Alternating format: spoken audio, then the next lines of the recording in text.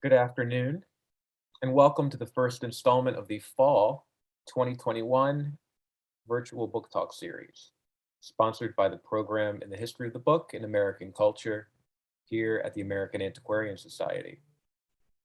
We come to you from the ancestral lands of the Nipmuc tribal community, a community that continues to thrive here in central Massachusetts. I'm Kevin Wisniewski, Director of Book History here at AAS, and it is my pleasure to welcome you here today. As always, with me is AAS Library Assistant Amanda Kondik.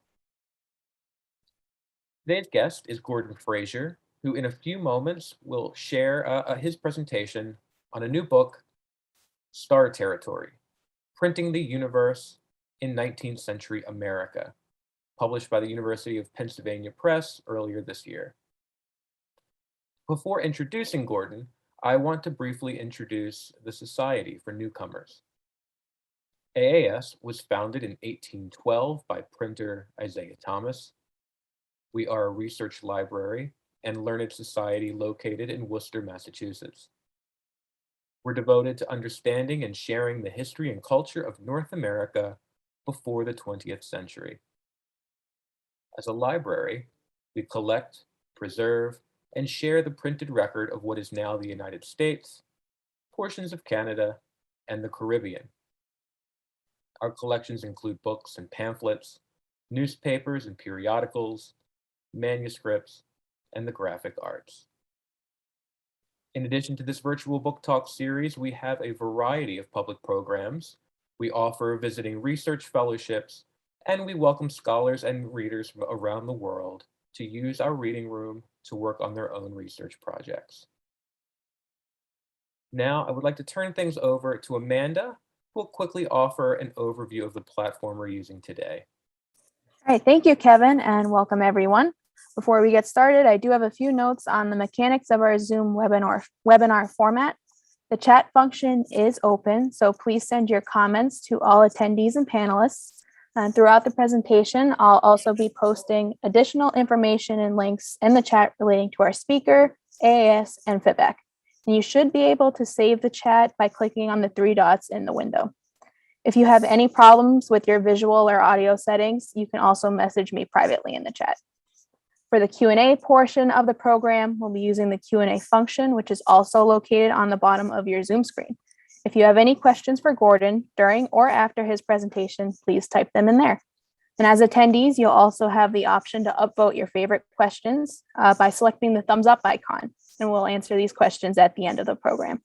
And finally, I would like to let everyone know that we are recording this program and we'll be posting it on our website and our YouTube channel. So thank you, Kevin. Back to you. Great. Thank you, Amanda. And now on to our program. Gordon Fraser is a lecturer and presidential fellow in American Studies at the University of Manchester. His work has appeared in journals such as PMLA and American Quarterly, and his writing has also appeared in the Washington Post, the National Post of Canada, and Lapham's Quarterly. He is a past winner of the Modern Language Association's William Riley Parker Prize and the American Literature Society's 1921 Award. Finally, Gordon has held short-term fellowships here at AAS, both in 2013 and 2018. So we'd like to welcome him back today. He is here to discuss again his new monograph, Star Territory. I give you Gordon Fraser. Welcome. Thank you, Kevin, for that wonderful introduction. And thank you, everybody, for coming out to this Zoom talk about Star Territory. I'm going to just wait a moment. I think the slideshow should be coming up in just a moment. And then I'm going to get started with a story about the book. And if we can actually just jump to the next slide. Perfect. Thank you so much. So what I'd like to do today is start with a little story. And it's a story about John Adams. So the month he was to be sworn in as the first vice president of the United States, John Adams expected to see a comet. In fact, Adams helped pay for a publication announcing the celestial appearance, an auspicious astronomical event for the first month of the new federal government. Now, since the classical era, comets had been imagined as ill omens for rulers. Plutarch linked the appearance of a comet to the death of Julius Caesar, and William Shakespeare would invoke that association in the 16th century when he wrote a play dramatizing Caesar's assassination. But while the traditional link between the appearance of comets and the deaths of kings had not changed by the late 18th century, the ultimate meaning of that association had changed entirely. America, after all, had just rid itself of a king, and if comets augured the deaths of kings, perhaps they equally augured the lives of republics. Perhaps the appearance of a visible comet streaking across the sky as a new president and vice president were inaugurated would bode well for the young revolutionary nation. There was only one problem. The comet never appeared. So Adams likely learned about the comet that never was from a series of newspaper advertisements appearing throughout Massachusetts in 1788 and 1789. An astronomer and war veteran named Bartholomew Burgess was hoping to publish his cometary prediction, accompanied by a fold-out chart that was probably the first accurate-to-scale diagram of a comet's orbit to be published in North America. And if we could go to the next slide.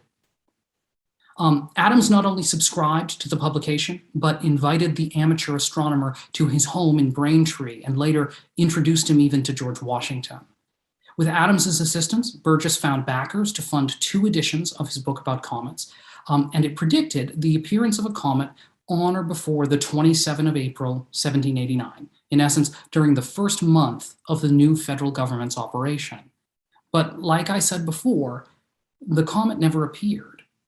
Today, astronomers know what happened. This mass of ice and rock seen by humans in 1532 and 1661 broke apart sometime during the 17th or 18th century. What is thought to be a remnant of the original comet can still be found in an elliptical orbit around the sun. It was last seen in 2002. But finding it would have been beyond the abilities of any 18th century astronomer. The actual cosmos was not as predictable a metaphor as nationalists might hope. Things got worse for Burgess after that. His business partner pocketed the money from the sale of the book, and he took on debt. By 1790, he was broke. Slide. Burgess's comet, though, is revealing of scientific publication in the late 18th century United States and of the informal role astronomical study played in US politics. For nationalists, such as Adams, the new nation was exceptional in a cosmic sense. Celestial language was ubiquitous among the cohort of early leaders, and I'll just give you a few examples. Most obviously, boosters described the new United States as having emerged from a revolution, an astronomical metaphor, connoting a return to older orders. And this formulation, Hannah Arendt pointed out about a half century ago, it was radically misapplied to the United States, a nation not so much reestablishing an older order, but attempting to establish a new one. Yet revolution stuck, and the astronomical metaphors didn't stop there. From 1777 onward, the Continental Congress described the union of the 13 states as a, quote, new constellation, unquote, in the firmament of nations. Appropriately, the national flag had stars on it. For Thomas Paine, the new nation would be a primary planet. To the Navy Administrator Francis Hopkinson, a signer of the Declaration of Independence, it would be, quote, a new planet in the system called the American Empire, unquote. The nation's first chief executive was described as a polar star, a guide by which a sovereign people might navigate. The authority of the new federal government would travel in a wide orbit. That was his word, according to Alexander Hamilton. And the nation's warships bore names like USS Constellation, and early coins bore Latin inscriptions like Nova Constellatio, or New Constellation. And I'll just say as a brief aside, the United States is actually launching a new warship, because that's what we do apparently, and the new warship class, they're frigates, and the first one will be called the USS Constellation, and the class ship will be called the USS Constellation. constellation class rather. So we're still doing this kind of cosmic language, as I'll talk about in a little bit. So the aspirations of many 18th century US nationalists were cosmic and universal in scope. So in my talk today, I want to back up to the beginning of the story that I tell in Star Territory. And I'm going to make 3 suggestions. First, I'm going to suggest that early leaders tried to fashion the new American Republic into a space power.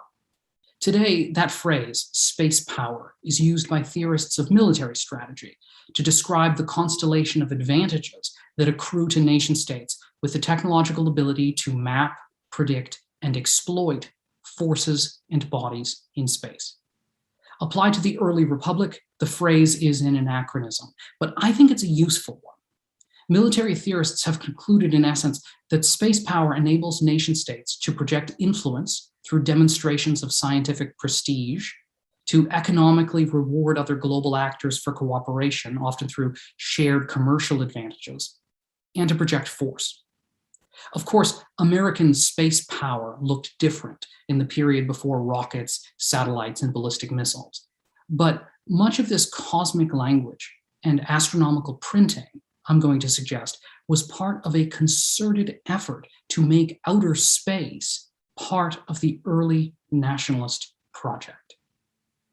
Second, I'm going to suggest that these early efforts initially failed, thwarted by economic realities, by limits on human understanding, and I'm going to add, by racial tensions woven into the fabric of American society.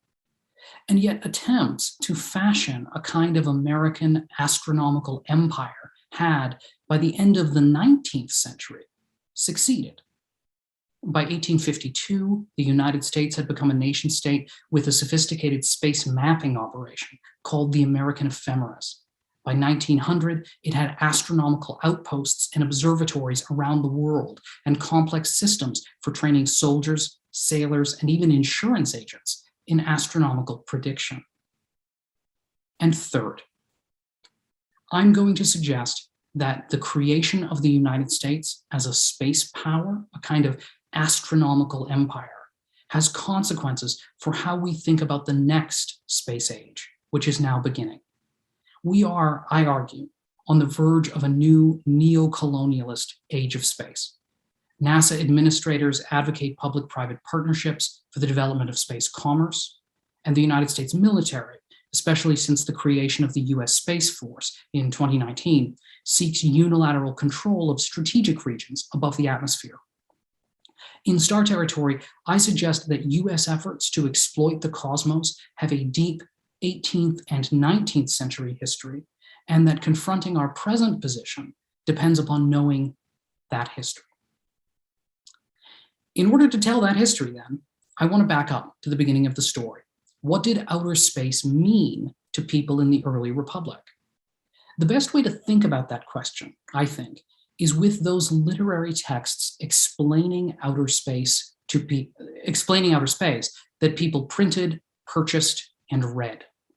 I began with a book about a comet, but books such as that were pretty rare. Almanacs were much more common. In fact, almanacs were the literary text most widely available to readers in British North America and the United States in the late 18th century. Slide. So this is a chart,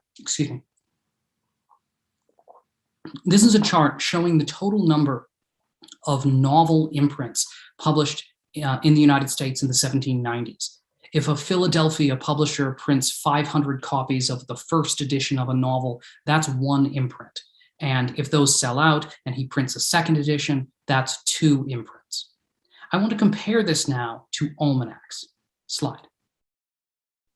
In a given year, there were between 3 and 8 times as many imprints of almanacs as there were of novels. And even this understates the case.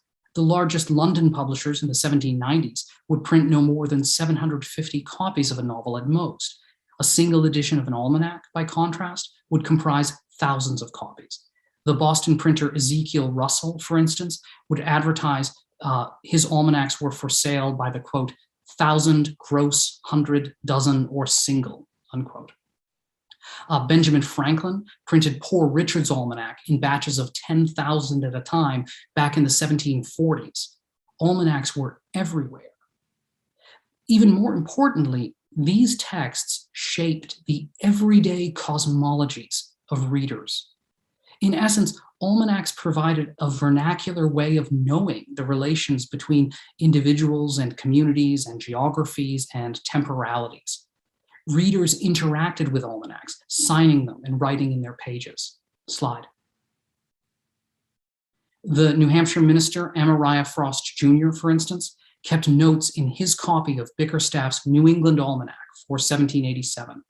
The almanac maker had predicted that beginning August 15th, readers would experience, slide, pleasant weather for some time.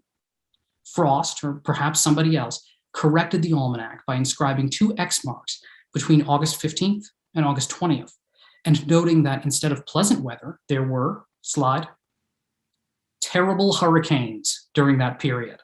Now, as a consequence of this decision to record the weather, Frost's almanac now provides a kind of local scale record of meteorological history. And indeed, many readers would save their almanacs for exactly this reason. Other readers would purchase their almanacs interleaved with blank pages and then use them to keep the diaries and records of family life. This one, slide,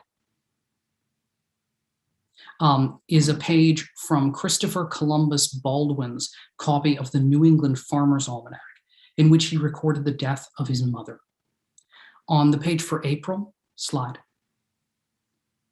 he writes, on Friday morning, 20 minutes before dawn, she dies without a struggle. For the next day, slide, he writes, the remains of my mother are deposited in the family tomb. Her maiden name was Abigail Wareforce, born at New Braintree, 16th of June, 1768. On the opposite page, under the heading for memorable days, slide, the almanac notes 25, Oliver Cromwell, born 1599. Through the almanac diary, Baldwin mapped his mother's life and death onto public history. He also mapped his own life onto the natural world. At the bottom of the page, under an entry for April 30, he writes, slide, the month has been unusually cold.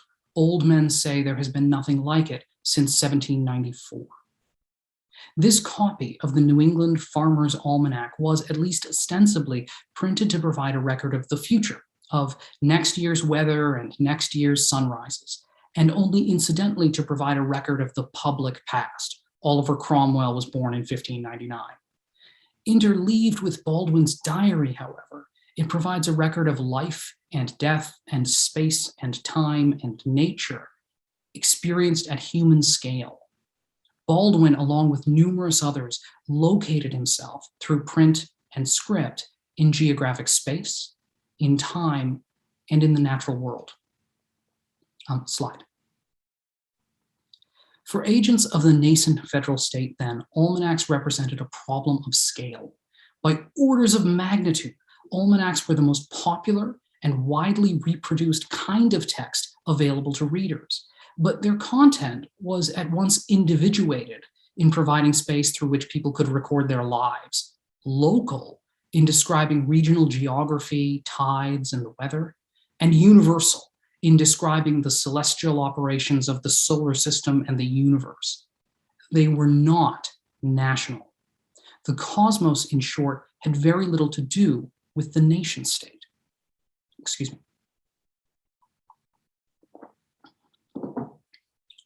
A slide. Yet, early nationalists regarded the cosmos as part of the US project. The United States was going to be a new constellation, after all. And astronomer Andrew Ellicott, among others, saw in the almanac an opportunity to shape how people in the United States understood the nation in relation to the cosmos. The Washington administration had hired Ellicott to complete a survey of the new District of Columbia. In a letter to Thomas Jefferson, Ellicott insisted that these calculations would be insufficient unless they were consistently transmitted through print to settler colonials, military officers, and even merchants. Slide. It would be very well, he writes, when the city of Washington is more accurately settled by a sufficient course of observations, to have an American gazetteer published, in which the longitudes should be reckoned east and west from the capital. Slide. By controlling the dissemination of astronomical information, Ellicott hoped, that the state would control the single most important text by which people came to position themselves in time, geography, and social life. His dream would not be realized in his lifetime, but he did pay him out of his own money to print a sample almanac on which such a project could be based, calculated for the national capital. Lest there be any doubt about Ellicott's ambitions, the title page, which I love, reveals his hope that the federal state might rationalize or even govern the cosmos. The almanac's title reads in full. Slide. The New Jersey, Pennsylvania, Delaware, Maryland, and Virginia Almanac and Ephemeris for the year of our Lord 1793, being the first after the leap year, the 7th of American independence, and the 5th year of our federal government, which may be the governor of the world proper. The grammatical slippage, is the new federal government the governor of the world proper, or is this almanac? Hardly matters. By describing the federal government as continuous with the world proper, and by mapping the cosmic center of the universe onto the political center of US power, Ellicott attempted to bring the state and the cosmos together into a single rationalized artifact of print production. Washington provided a cosmic and political starting point from which readers would make calculations of space, time, or even politics. Ellicott's almanac suggests, moreover, that such calculations, or perhaps even the state that enables such calculations, would be the governor of the entire world. Now, Ellicott was called away on another assignment, and his astronomical findings were largely lost. But his self-taught assistant would go on to produce the most widely reprinted and accurate almanac of the mid-1790s. That man's name was Benjamin Banneker, and this is his portrait. Slide. Today, Banneker is a famous figure in Black intellectual history, a self-taught astronomer born free in Maryland and the producer of some of the most accurate celestial predictions of the late 18th century United States. One study of 18th century almanacs found that Banneker's calculations were more accurate even than those of Andrew Ellicott, who had been described at the time by one university president as a, quote, better qualified, unquote, astronomer than anybody upon the continent.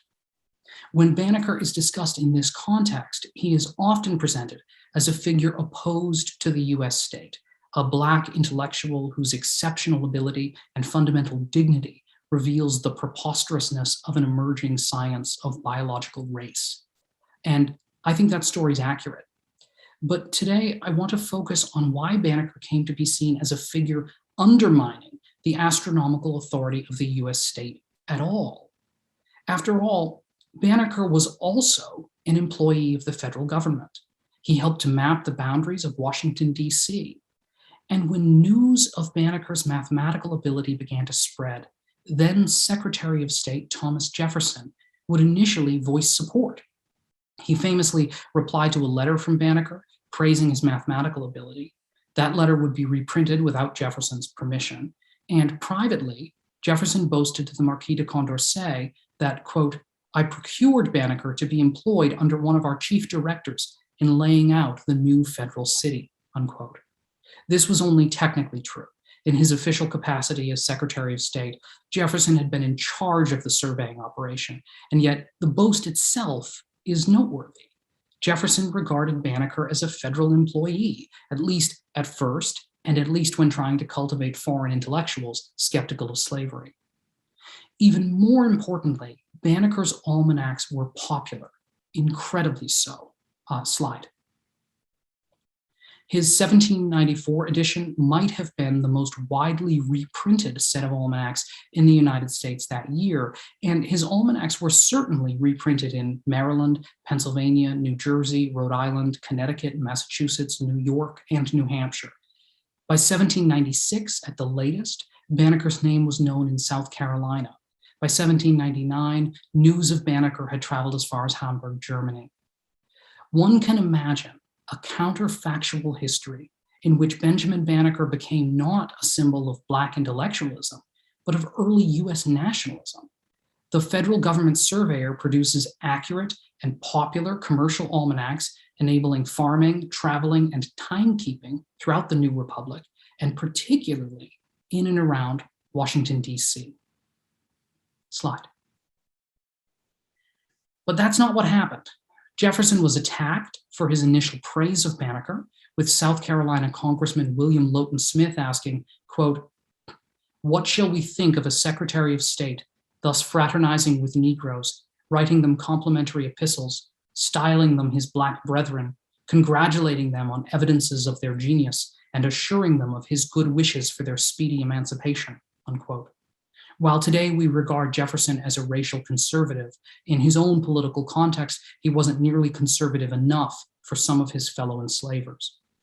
And Banneker himself was barred from sharing with readers his own writing, including a poem he wrote, because his manumissionist printers believed that they could make the anti-slavery case better than the Black astronomer on whose notoriety they traded. In order to be useful to the national project, an almanac would have to be accurate and mapped onto the political center of US power.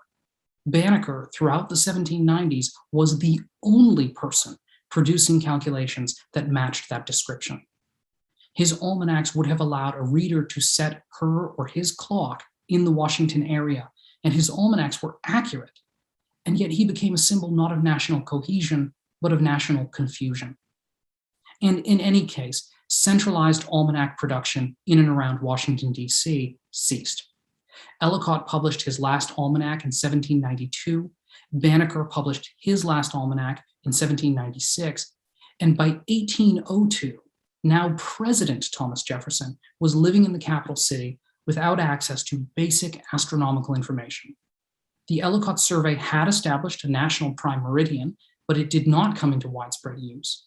And Jefferson observed of the new capital city, quote, "There is no such thing as a meridian or any other means of keeping our clocks and watches right at this place," unquote. Without recourse to almanacs, a basic commercial product available elsewhere in the United States, the capital city's clocks could not properly be set. Washington was supposed to be the cosmic and political center of a new federal universe, but it was quite literally a city out of time. For nearly the first half of the 19th century, the US state repeatedly tried and failed to regulate almanac and star chart production. In December 1823, President James Monroe transmitted a report to the United States Senate warning senators that the permanent security, his words, permanent security of the United States depended upon the astronomical calculations of foreign powers. And then something changed. Slide. Beginning in 1852, the United States Navy began to publish the American Ephemeris, a book-length set of mathematical predictions about the future observable locations of bodies in the solar system. With this book, a navigator or military commander could chart more precisely than ever before the position of a ship at sea or a military unit on land. In fact, the Ephemeris is probably best compared to 20th century military tools, such as the Global Positioning System, or GPS. This military network of satellites enables the United States to precisely track longitude, latitude, altitude, speed, and time. Designed to guide and track weapon systems, it also guides commercial airplanes, rental cars, and smartphone users. The American Ephemeris is important, moreover, because it helped the United States to win the Civil War. Launched less than a decade before war broke out, the Ephemeris would prove an invaluable tool for warfighters, During the research for Star Territory, I went to the National Archives and I looked at the records for the American Ephemera's office.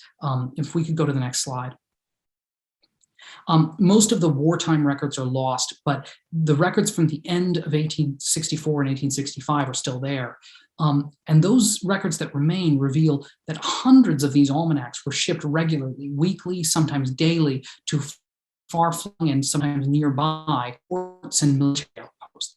And they were critical tools for warfighters. And after the war, a writer for the North American Review observed that when the United States had been forced to rely exclusively on the British Nautical Almanac calculated for Greenwich, quote, "It was as if our Navy had been armed with foreign ordnance," unquote. Previously, US naval commanders could be mistaken about their position at sea by as much as 10 miles, and the American ephemeris put an end to that by offering greater precision in navigation and through precision, advantage. Next slide. Moreover, the publication of the American ephemeris was merely one step in the emergence of the United States as a 19th century space power. The confusion that characterized efforts by early US political leaders to measure and map the cosmos had by the middle of the 19th century given way to a well-funded and thoroughly organized program of astronomy. Between 1838 and 1901, the US government sponsored no fewer than 16 astronomical expeditions to Chile, Tasmania, Sumatra, and elsewhere. By 1908, the Naval Observatory alone had published more than 350 books describing celestial motion or providing guidance to navigators. According to one historian, the 19th century US government and private philanthropists in the United States spent as much in inflation-adjusted dollars on measuring stars, planets, and asteroids as NASA currently spends on robotic interplanetary missions. And this investment impressed the agents of other 19th century imperial powers at the time. Slide. This image was drawn in 1874 by a British soldier and caricaturist, and it depicts a group of British military astronomers encountering for the first time the massive telescope at the United States Naval Observatory. Expecting to see a Washington infant, a small telescope belonging to a minor astronomical power, the astronomers doffed their hats when they saw the US device. "We were nearly fainting with astonishment," the caricaturist wrote at the top left portion of the picture. By the late 19th century, the United States had become a space power. Slide. But the question I've had to ask myself in writing Star Territory is this: are there any alternatives to this instrumental relation to the cosmos? The US state has long pursued narrow efforts to map and exploit the universe, but have people within the United States developed other ways of thinking about our relation to outer space? And the answer is yes. There were numerous people who dissented from the instrumentalized cosmos of the 19th century. And it is to these dissenters that I turn for insight in Star Territory. From the first Black publishers in the United States, to writers and editors in the Cherokee Nation, to the last reigning monarch of the Kingdom of Hawaii, political actors across the 19th century imagined and communicated other ways of understanding and relating to the universe. The slide that we're on right now shows the Cherokee Phoenix, which was the newspaper printed by the Cherokee Nation itself, first edited by Elias Boudinot and then his successor Elijah Hicks. And this newspaper would frequently reprint articles speculating about life on other planets and musing about the ethics of living in a universe inhabited by conscious, non-human beings. The newspaper asks, quote, "Why should we think our Earth the only planet in our system that is peopled?" Unquote. Slide. It's noteworthy then that the first government in North America to authorize the creation of a national almanac was the Cherokee Nation government, which in 1836 ordered and funded an almanac to help Cherokee farmers displaced from their homeland in present-day Georgia to present-day Oklahoma. And the Cherokee Nation were not the the Cherokee were not the only people considering outer space in ways that cut against the nationalist common sense of the United States government. Slide. The Black newspaper editors Samuel Cornish and John Russwurm considered the meaning of human freedom in a universe that was not just spatially but temporally vast when they published Freedom's Journal. What might slavery and freedom mean when considered on the almost incomprehensible timescales of the universe itself, they asked in various articles in that newspaper. And Liliuokalani, slide, the constitutional monarch of the Kingdom of Hawaii and the Ali'i Aimoku, or the highest ranking hereditary elite, privately published an account of the creation and development of the universe, giving this printed book to at least one university, to the Library of Congress, and to a scholarly society, along with numerous friends and allies. Slide. These dissenters from the instrumentalism of the United States asked the kinds of questions that we don't often expect, or at least I don't often expect, to find in the archives of the 19th century. What is our ethical obligation to potential life on other worlds? What might it mean to colonize spaces, such as the moon, which was discussed several times in the Cherokee Phoenix, which have for millennia been treated as sacred by human beings? And what might thinking about the universe as a site of sacred potential life tell us about how we treat our fellow human beings, about how we treat animals, how we treat the ecology of the earth itself? Throughout the 19th century, political actors from within and beyond the United States imagined ways of understanding and relating to the universe that were not merely instrumental, not merely a means of projecting space power. Now, it's not my goal to romanticize the unconsolidated field of late 18th and 19th century astronomical knowledge production. Pre-20th century star science can be pretty idiosyncratic with its faulty comet predictions and its weather reports from the future.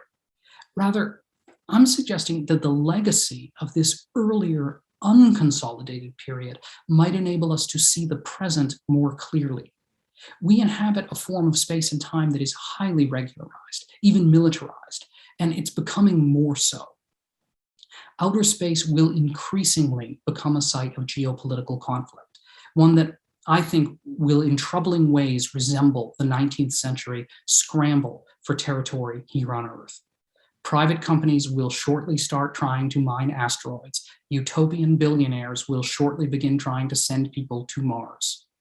In light of this return to a more contested scramble for territory, I think that it's best that we remember not only how the 19th century provided an early case study for space power politics, but how dissenters from an instrumentalized relation to the cosmos show us other ways of relating to the universe that we might hold in common.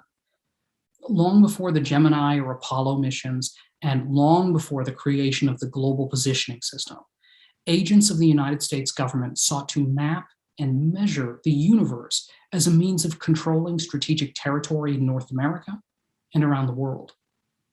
But others in the 19th century imagined very different ways of understanding and relating to the cosmos. And these dissenting astronomers, scholars, poets, prophets, and printers communicated their own accounts of the universe. Recalling their dissent, I suggest, is more urgent now than ever.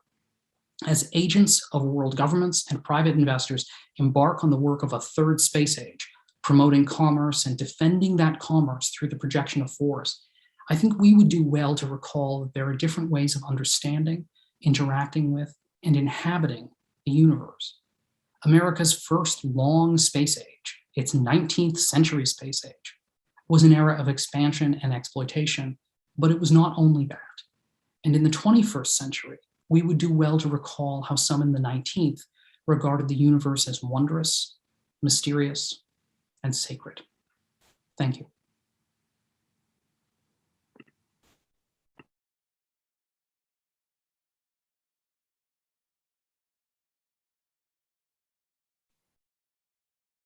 Thank you very much, Gordon. While we're waiting for individuals to add to the Q&A, which is currently open, I'd like to kind of get things started for everyone. You spent a lot of time in the presentation talking about almanacs, but that was just one of many different kinds of source materials that you used in the book, which included textbooks and newspapers and all sorts of manuscripts. I was wondering if you could just kind of unpack that a little bit more and talk about the kinds of archival finds and source materials that you use for the book. Sure, thank you. So really what happened was when I finished the dissertation, the doctoral dissertation, I had written a big messy project, probably it's still a big messy project, but a big messy project about how people understood the universe and the cosmos and things like that.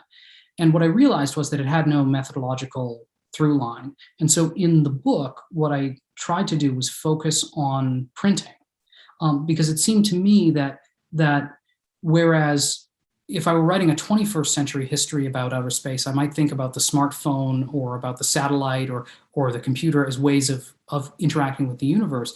But for most 19th century people and late 18th century people, printed texts were the main mode of interacting with the universe, from astronomy textbooks to almanacs that allow you to set a clock or understand the solar system, to even these newspapers, as I found, where people got in the Cherokee Phoenix, Freedom's Journal, and other newspapers, people got a sense of the cosmos through these short articles and notes from the editor and things like that.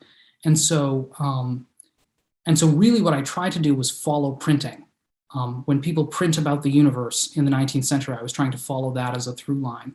And I came across all of these strange things like the almanacs with the terrible hurricanes scrawled in the margin.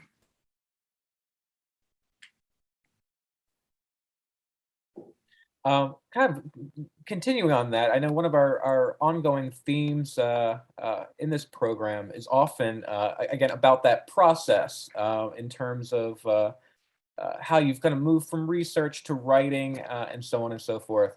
I know that you did a lot of traveling from one institution to another during the process of transforming dissertation to monograph here. Moving from New England to North Dakota, again to the UK. Again, a lot of us are kind of experiencing these sorts of gaps in I guess in research or lack of access to research more recently because of the pandemic. But I think it's an ongoing issue in just the academic world of being flexible for moving from institution to institution. What was that process like in terms of collecting, gathering, maintaining research, and in terms of having access to some of these files? Well, I mean, the first thing I'd say is the Antiquarian Society helped out a lot because I had some fellowship time. Sorry, there was a sound, but it has nothing to do with me. I had some access through a couple of Antiquarian Society grants that helped a lot through that process. I would just say, though, that I think this is probably for junior academics just a reality that when things work out well, and I was incredibly lucky getting hired and getting hired out of the PhD. When things work out well, they still mean that you pack up all of your research and everything, and you move to North Dakota, and then you move to the United Kingdom or whatever. And so I spent a lot of time making sure that my Google Drive was synced to my book, my computer, and making sure that I had everything photographed and cataloged and filed, because the project changed a lot, and it changed a lot as I was in transit. And so I don't know that there's a great, I don't know, for others who are going through this process, I guess I just say, like, I'm sympathetic. I don't have a great system for preserving these things. It's just I think the reality that a lot of junior academics face now. I think you hit the nail on the head. I was very much thinking about all of these kind of emerging scholars and grad students that are actually going to be facing this in the future if they aren't now. Yeah. Turning things over to the book, one of the things I really enjoy about the book is how you're very forward facing while you're also deeply entrenched in these stories of the late 18th, early 19th century. You're also very mindful of what's happening now and how these stories impact future readings as well. Today, as you've mentioned in the book yourself, we're on the brink of this new space age, one that's led by billionaires, private companies and corporations. I'm thinking of, Blue Origin and SpaceX and Virgin Galactic and the like. You referenced these indirectly in the talk. Part of your book is really about how the 19th century was this first space age, and that the U.S. government and these individual philanthropists really were thinking in terms of empire building in a number of ways, and nationalism and building the nation state. You also I tell these beautiful stories of these counter movements, Black printers and publishers, the Cherokee Nation, the Hawaiian monarchy, among others.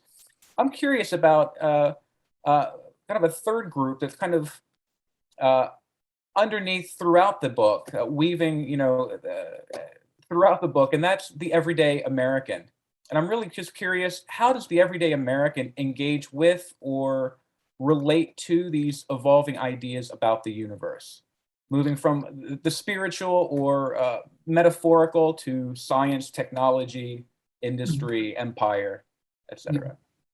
Well, one of the things I think is interesting is because when you say a third group, I think there's a third and a fourth group, and so there's people on the ground who are just trying to understand what is that thing I saw in the sky, or whatever. But you also have scientists who are quite ambivalent, who are mediating between the United States government and regular people. And so one, oh gosh, his name is escaping me at the moment, but one of the scientists who was involved in the U.S. Coast Survey, he was asked by a U.S. congressman, when will the Coast Survey be completed? And he was an anti-imperialist by disposition, and his quippy reply was, when will you cease annexing territory? And so there were these people who were caught in between. And they're interesting for me because they provide a kind of nexus between governmental efforts to map the cosmos and the lives of ordinary people. Because the Coast Survey and then later the U.S. American Ephemeris, they're both involved in getting regular voters to support these efforts. So the Coast Survey, there are all these efforts to kind of get regular people involved in making measurements and transmitting them to the government. And then when the American Ephemeris is created, there's a fear that it won't be funded. And so Charles Henry Davis, who's the director of that program, he goes around to insurance agencies, he goes to major businesses, he goes to major publishing houses, he goes to booksellers, and he gets everyone to buy in and say, yeah, we'll sell copies of this book, we'll buy copies of this book, we'll call our representative. And so there is this kind of nexus between a state project, which is both commercial, as in like colonizing mapping space will allow us to maximize commerce, and is military, that these are weapons that can be used, these are tools that can be used in a war. And so I think what I see is this kind of shift from what I called vernacular ways of knowing the universe, like these very local and idiosyncratic ways of understanding what's going on, shift toward a more centralized, more focused understanding of the cosmos. Great, thank you. We have a bunch of questions that have come in, so I'm going to just start reading these down the queue. The first question is, when researching the perspectives of Indigenous and African American people on the cosmos/universe, did you find any significant differences in the contents of almanacs versus the mainstream American astronomers, such as Ellicott? In other words, did they have different interests, or was the commentary more different than the astronomical meteorological content? Yeah, I'll just talk about the Cherokee example. So the first thing is I kind of lowered my expectations because it's a big universe out there of people talking about outer space. So so I'll focus just on the narrow examples I talk about in the book. And in the Cherokee example, it's really interesting because the Cherokee Phoenix is ordered by the Cherokee government, and Cherokee editors are editing it. The Cherokee Almanac is a different story, and so the way the two documents relate to the cosmos is very different. In the case of the Cherokee Almanac, it was the missionary Samuel Worcester, the white missionary Samuel Worcester, who asks to produce an almanac. He's approved by the Cherokee government. They fund a few editions, and they have some rules about what he can and can't do, but it's still his project. And one of the things that's striking to me is that when you read the newspaper articles, and some of these are printed from other sources, some are written originally for the newspaper. When you read the newspaper articles, they're incredibly open to a living cosmos. There's a kind of mystical quality to it, a kind of assumption that, of course, the universe is inhabited by more than just human beings and animals on Earth. Of course, people have ethical obligations to the ecologies they live in, and that people have value, persons all through the cosmos have value because of their emplacement in the cosmos. When you switch to the Cherokee Almanac, it's absolutely authorized by the Cherokee government. It's still part of their project, but because it's Worcester who's printing it, his main concern is with farming, which is laudable in some sense. People are being displaced and he wants them to be able to farm successfully. But he's so pragmatic and so focused on a kind of pragmatic view of the universe that in his narrative authorial voice when he writes in English, he is often chiding Cherokee readers for believing in mystical superstitions. At one point, a comet appears. Comets show up a lot in the book. At one point, a comet appears, and he says, "We didn't predict it. We couldn't see it coming, but he then chides readers for behaving as if it's the end of the world or it's a sign of something." And he's like, "It's not a sign of anything. It's just a blot of light in the sky. Move on." And so there really are these very different ways of interacting with the cosmos that you see even within, say, indigenous publications. Fantastic. We have several questions that are related to religion. So I'm going to hit a few of these now.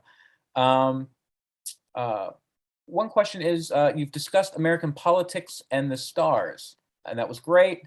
Could you say a few words about American religion and the stars? Yeah.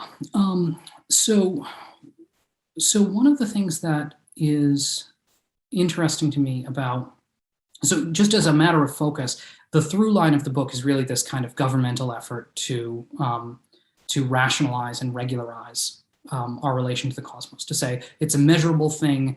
We're going to tell you how to measure it. We're going to tell you how to relate to it. But religion and even kind of just mystical beliefs keep butting in and putting pressure on this kind of highly rational way of understanding the cosmos. And one example I'll give is when the comet Clinkerfuse appears in the 1850s,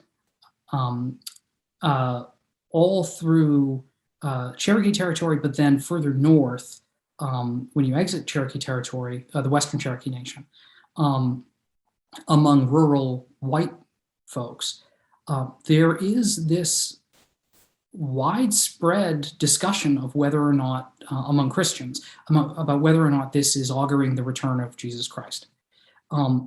And what's striking to me about it is that some take that very, very seriously. And we see that all through the 19th century. This is not my area of expertise, but comets are associated with these kind of religious millenarian movements all through the 19th century. And so what you see are people who take this very, very seriously and have these kind of very profound crises of faith. And then there's this kind of widespread mocking. There's some mocking in the Cherokee Almanac, I believe, but elsewhere in newspapers in Arkansas, in Oklahoma and elsewhere, you'll see people kind of mocking this notion. Like, some people are afraid of the comet. Isn't that silly? We know exactly what comets are. things like that. And so religion, I think, becomes another one of those systems that push against a kind of rationalized, regularized model of the cosmos. Now, Gordon, there's another question that's related to that sort of research, publishing history, and intellectual thought regarding the U.S. versus Great Britain.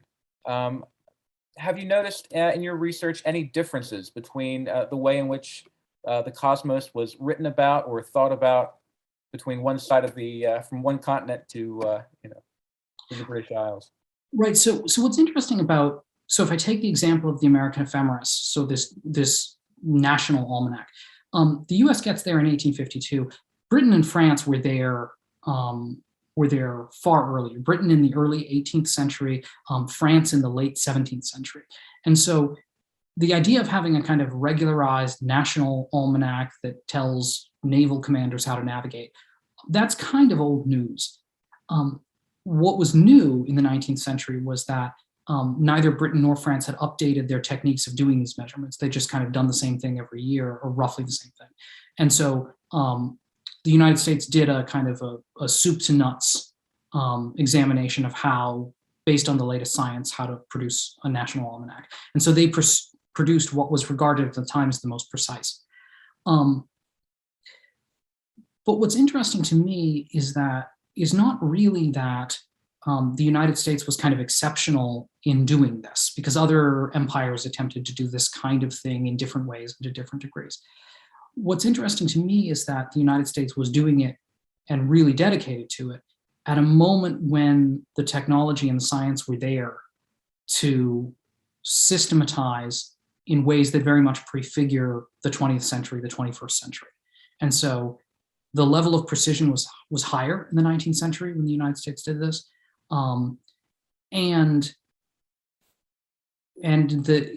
These kinds of measurements were happening at a time when people were also pushing back against this massive expansion of empire, continental empire in the United States. And so, and so I actually try to be a little bit careful in the book not to say that the United States is this exceptional example of this, because there were other empires attempting to do this, but really that at a moment when the United States is still doing this, we really should think about how the United States embarked on this project and maybe what some of the justifications were for embarking on this project. Great. And I think we have time for one final question. This is actually going to come from Tamara Thornton, who's a current fellow at AAS. Can you talk a bit about the religious messages found in astronomy textbooks and parlor literature of stargazing, which stressed contemplation of God's universe? Many raised the likelihood of other inhabited worlds. How do these texts fit into your analytical framework of the instrumentalist cosmos? Yeah. Well, what's interesting to me, so I don't know if you're referring explicitly to Thomas Dick's books about the life on other worlds. But what's interesting to me is that that this British religious thinker, he surmises in the early part of the 20th century, early part of the 19th century, that he tries to calculate the number of beings that could live in the solar system. And he comes up with some extraordinarily vast number of beings. And it's grounded in a kind of Christian, a Christian love of all of God's creation, that there are going to be these beings on Venus and on Jupiter and elsewhere, and they also are God's children. And he's very popular in the United States. So Emerson quotes Thomas Dick's book, The Christian Philosopher. Others do as well. What's interesting to me is that Thomas Dick's work gets reprinted and also commented on in Freedom's Journal and then later in the Cherokee Phoenix. And so when Thomas Dick predicts that X number of people will live on the moon or on Jupiter, the Freedom's Journal and the Phoenix, they're reprinting excerpts from this. And one of the reasons is there's a section from the Cherokee Phoenix, an article reprinted from Thomas Dick, where he creates this kind of metaphor of freedom and slavery. And he talks about how planets are tidally locked. So you have a planet like Mercury, which always faces the sun with one face, and then the other side is facing away from the sun. So the planet doesn't rotate because of Earth's gravity. The moon does this as well. It always shows one face to us on the Earth. And when Freedom's Journal repurposes this article about tidally locked planets, they point out, the editors point out that a tidally locked planet, that Thomas Dick thinks that a tidally locked planet won't have life on it because God would never countenance that injustice for long. That one people would be eternally in daylight and the other people would be internally cast in fetters of ice. And no Christian God, no God could ever countenance one people living in subjection while another people lived in sunlight permanently. And so the notion of the tidally locked planet as an abode of life is just impossible, or it's potentially impossible, or it wouldn't last very long. And so Freedom's Journal, I think it's Samuel Cornish who handles that reprinting. Freedom's Journal is very much engaged with this Christian philosophy about life on other worlds in really interesting ways. Thank you. All right. Well, with that, I'd like to conclude our program today. So Gordon, thank you very much for joining us today. Well, thank you very much for having me. And thank you everyone for coming out. I would like to remind everybody that in the chat right now, there is a discount code for 30% off of Gordon's book. So please take a moment, copy that, check it out. Links are in the chat. And as a reminder, this talk will be published on the AAS YouTube channel in the coming weeks. I encourage attendees today to complete the evaluation that was also included in the chat and to check out future AAS programs by signing up to our History of the Book mailing list. So please do that. Our next public program takes place this coming Tuesday, October 5th at 7 p.m. It features journalist Craig Fairman, who will discuss his book, Authors in Chief, The Untold History of Presidents as Writers.